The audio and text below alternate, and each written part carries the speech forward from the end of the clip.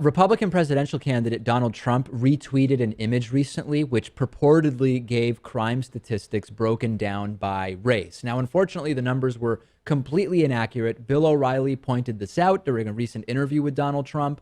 The source of this image that Donald Trump retweeted, and I say retweeted as opposed to tweeted, and that's a key part of the story, at least if you listen to what Donald Trump is going to say in the clip I'll play. The statistics came from something called the Crime Statistics Bureau.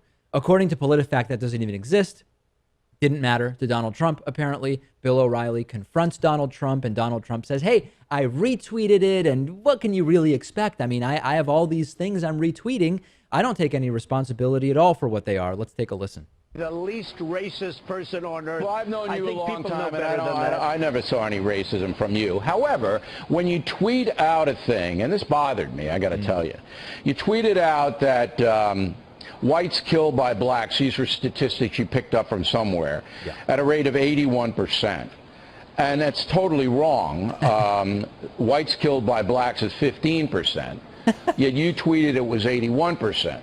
Right. Now, Bill, I didn't tweet. I retweeted somebody that was supposedly an expert, but you don't and it was also a radio show. Why do you want to be in that zone? Hey, Bill, am I going to check every statistic? I've got millions and millions of people. You got it. You're a presidential contender. You got to check it. Millions of people. You know what? Fine. But this came out of radio shows and everything else. Oh, come on, All radio it was shows? A retweet. I didn't say.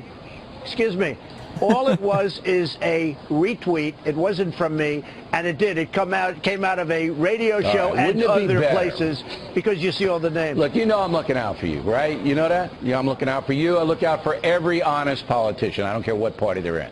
Don't do this. Okay, let's stop. Don't put your name on. I like that Bill O'Reilly's criticism is spot on, but he says he looks out for every honest politician. I don't know that there's a candidate right now who just lies more than Donald Trump does. I mean, Donald Trump just makes stuff up. And I love how he says he has millions of people, just like Mitt Romney has binders full of women, apparently. Yeah, millions of people. I don't know. I don't know about that. He makes up his own statistics and he spreads his own statistics. I think that Donald, yeah.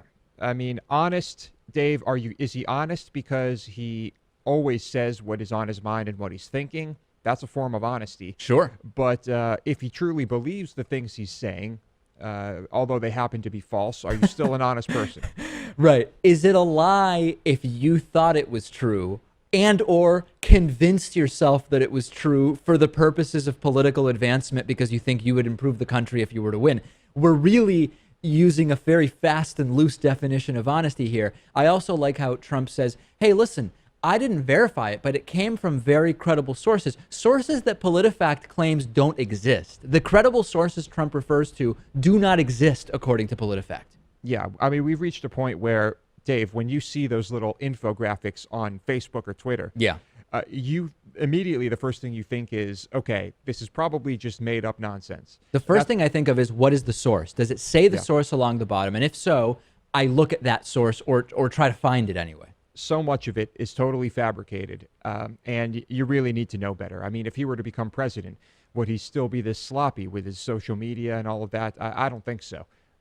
It's just, and I saw people retweet, repost that same graphic on Facebook. Absolutely. Eating it up like it was being spoon-fed to them because it was. That's exactly the idea. Make it really easy for people to spread totally bogus misinformation. It's Tuesday. We are basically 11 months to the day from our next presidential election. We will take a break and be back with more after this.